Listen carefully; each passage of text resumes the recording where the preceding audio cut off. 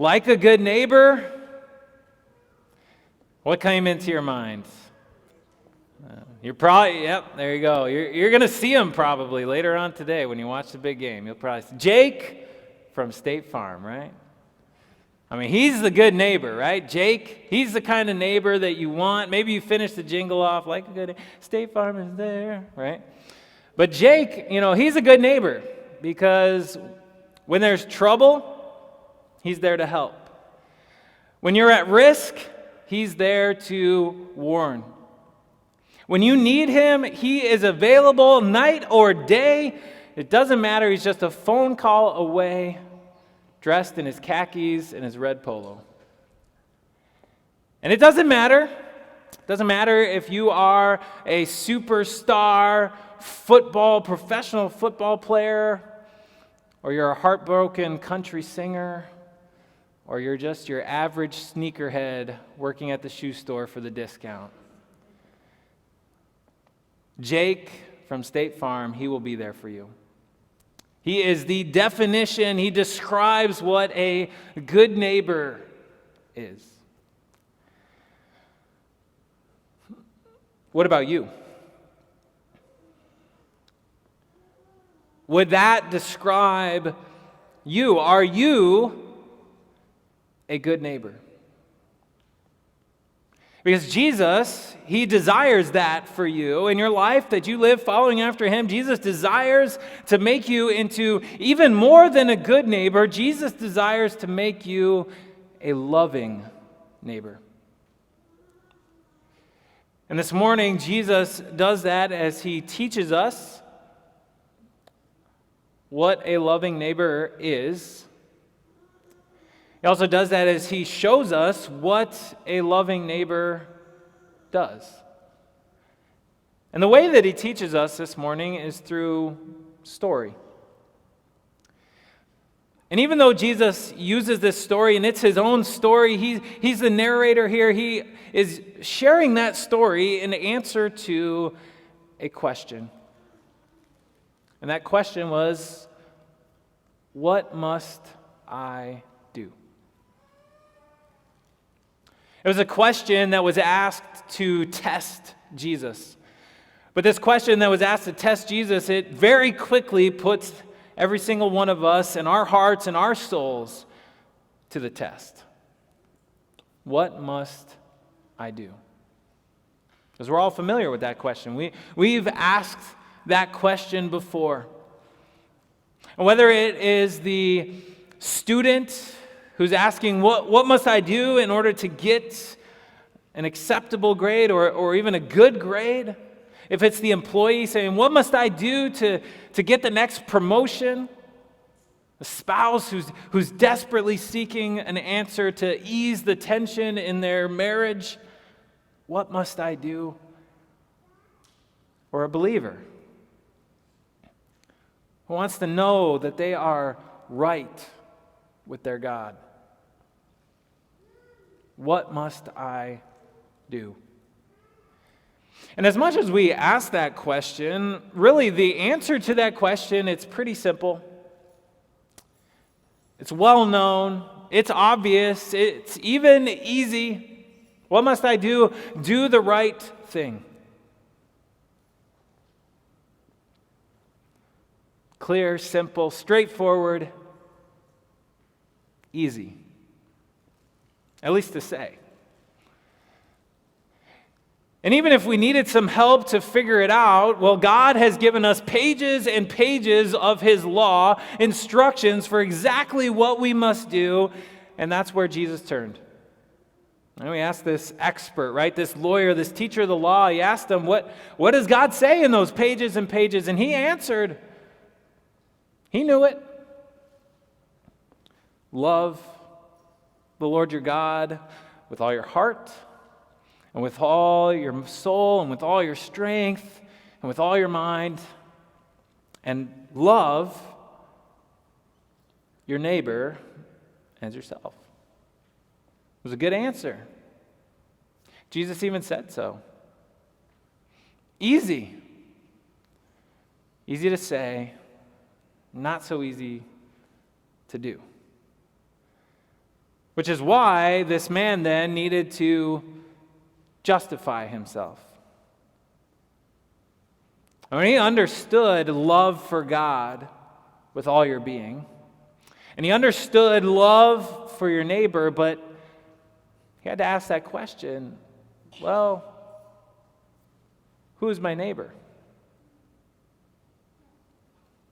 I want to ask you, how do you try to justify yourself? Or when do you try to justify yourself? Is it when love is inconvenient? When your budget is a little tight at the moment? When you feel like those people, they really don't deserve your love because of the things that they have done to you? And I want you to understand that when we try to justify ourselves, when you feel guilt over the ways that you haven't loved, haven't served, haven't been selfless in your life, that when you try to justify yourself, when you feel that guilt, that's not coming from a place of love.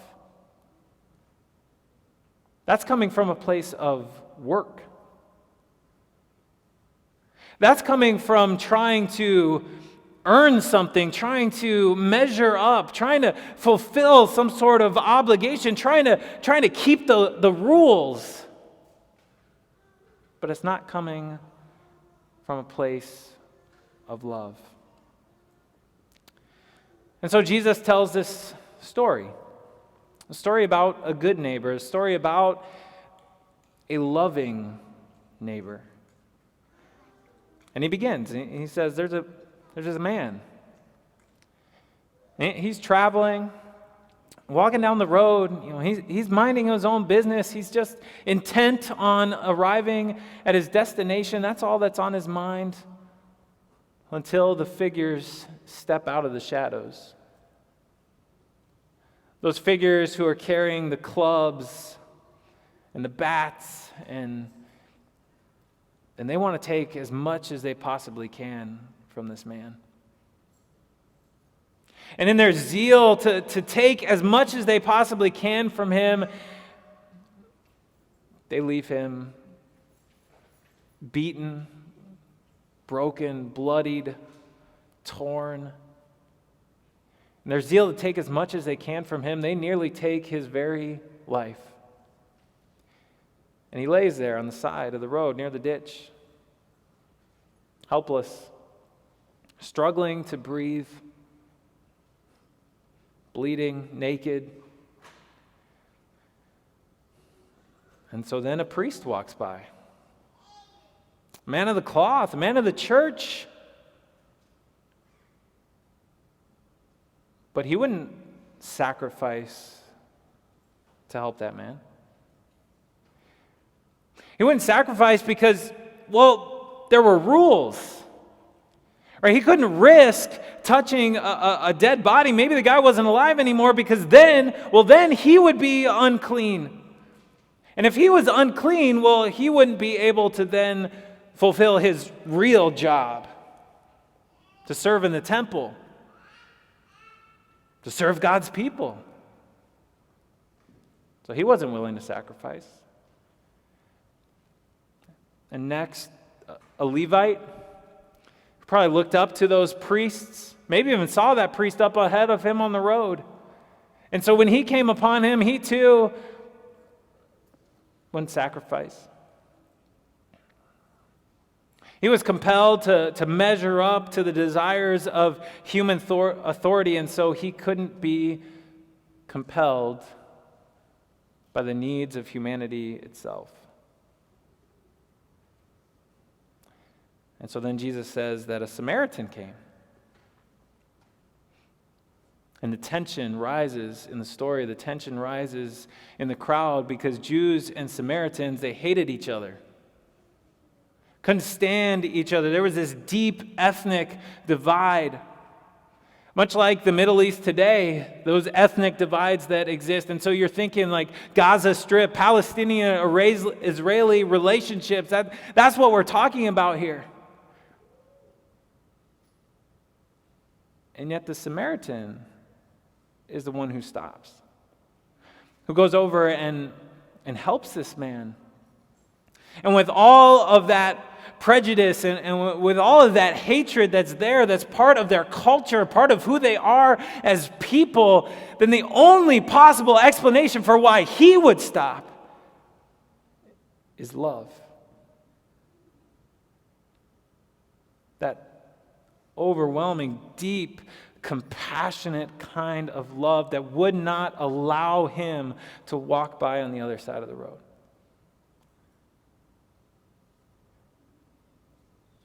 And it has got to be love, because he sacrificed.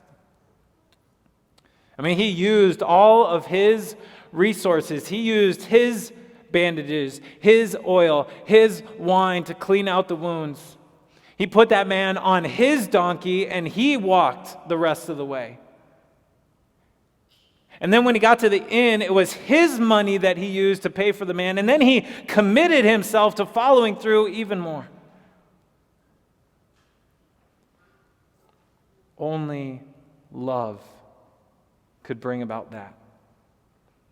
And you don't do that if you're just trying to follow the rules. If you're just trying to measure up, you're trying to earn something from somebody else, you wouldn't do that, because that goes beyond all of those other things. You wouldn't do that if you're asking the question, what must I do? Or how much love is enough? Because that seems like too much. Now, that came from a place and a heart of true love. So how do we get there? To that kind of heart. There's something that's really key, really important you have to understand in order to get there. And that is that you aren't trying to earn anything from anyone. You're not trying to earn anything from God. You're not trying to earn anything from the people around you.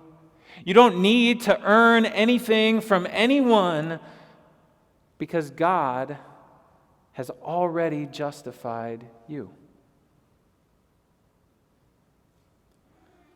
You see, this man who first told this story, he knew it very well. He had seen so many beaten, discarded, cut, lashed, laying on the side of the road, cold and naked and alone, and just dying. Just dying. He'd seen those who had been beaten by the allures of this world. He'd seen those who were battered and destroyed by their own addictive, self-destructive habits. He saw you struggling, bleeding out in your sin and your guilt and your shame. And he drew near.